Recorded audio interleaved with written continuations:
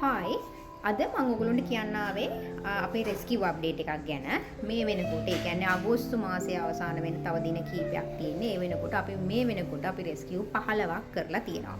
ඒ අතරින් ගොඩාක්ම critical cases 6ක් විතර අපි රෙස්කියු කරා. ඒකෙන් 3 දිනක් විතර මේ වෙනකොට නැති වෙලා තියෙනවා. ඉතින් ඔයගොල්ලෝ හැමෝම දන්නවා අපි රෙස්කියු කරන්නේ ඇක්සිඩන්ට් වෙච්ච ගොඩාක් කැඩිච්ච බිඳිච්ච සත්තු. ඉතින් මේගොල්ලොන්ව නැවත රිකව කරනවා කියන එක ලොකු ප්‍රොසෙස් එකක්. සමහර වෙලාවට ඕගොල්ලෝ නොහිතෙන තරමේ වියහියදන් අපිට දරන්න වෙනවා මේගොල්ලොන් වෙනුවෙන්. මේ වගේ ලොකු ප්‍රොසෙස් එකක් ඕගොල්ලොන් දකිනවා. ඉතින් ගොඩ දෙනෙක් මගෙන් අහන කතාවක් තමයි ඇයි මේගොල්ලොන්ව රෙස්කියු කරපු ගමන්ම රෝහලකට ගේන්න කියන්නේ කියලා.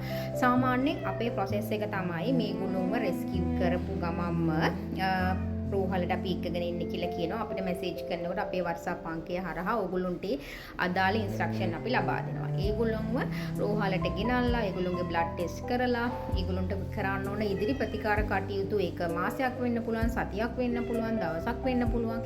ඒ ප්‍රතිකාර කටයුතු සියල්ල අවසන් වුණාට පස්සේ තමයි ඒගොල්ලොන්ට මගේ ගෙදර ෂෙල්ටර් එකට යන්න හැකියාව ලැබෙන්නේ. එතෙක් ඒගොල්ලොන් ඉන්නේ රෝහලේ නිවාසිකව ප්‍රතිකාර ලබනවා. මොකද එහෙම නොවෙන්න එක පාරටම අපේ ගෙදර ගෙනහිල්ලා ඒ කියන්නේ මගේ ගෙදර ෂෙල්ටර් එක ඇතුළට ඔක්කොම අල්ලව දාගත්තොත් බෝවෙන් ලෙඩ රෝග එන්න පුළුවන්.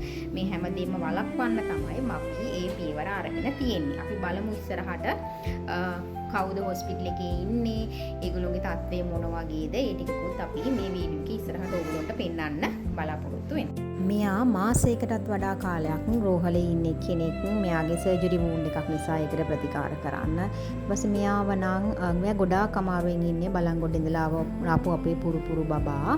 ඊට පස්සේ මේ නිරෝජා එයාගේ ඇස් පේන්නේ නැහැ. එයාත් ඉන්ෆෙක්ෂන් එක නිසා ওই විදිහට ඉන්නවා. හැබැයි එයා කෑම කනකොට හැමතැනම හලා ගන්නවා. මේ එයා කෑම කන අතරතුරේ ගත්ත වීඩියෝ එකක්.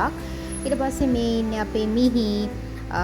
මේ අපේ තවත් ළඟදී රෙස්කියු කරපු පුරු බබාලා කීප දෙනෙක් ඒගොල්ලන්ට නම් ගොඩක් සමහර අයට ගොඩක් අසාධ්‍යයි.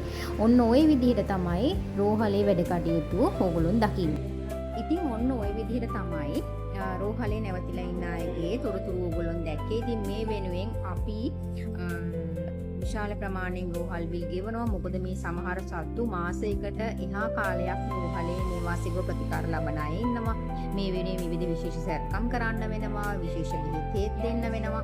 ඉතින් මේ හැම දෙයකම මේ අයලා වෙනුවෙන් ප්‍රතිකාර කරන පශු වෛද්‍යවරු අපි මේ හැමෝගෙම ලොකු උත්සාහයකින් පස්සේ තමයි මේගොල්ලෝ සුවය ලබලා අපේ ගෙදරට යන්නේ. ඉතින් අපි ආපහු දවසක් මේ වගේ හොස්පිටල් අප්ඩේට් එකකින් හම්බ වෙනකන් අත්‍යවශ්‍යම නෑ.